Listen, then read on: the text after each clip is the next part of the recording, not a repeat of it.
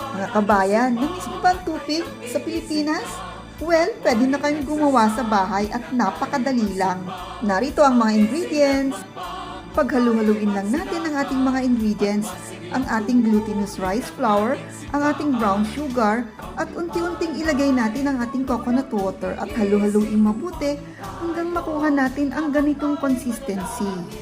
Ngayon ay ilagay na natin ang ating butter at ang ating buko.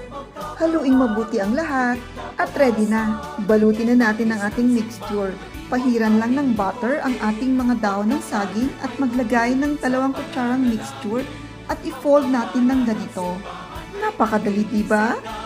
Ayan, ang dami natin nagawa. Flat na pan sa stove ay pwede nang lutuin ng tupig. Bali-balik ta rin lang ng madalas para hindi masunog. Ang dali lang pala, diba? Ito na, ang ating masarap na tupig.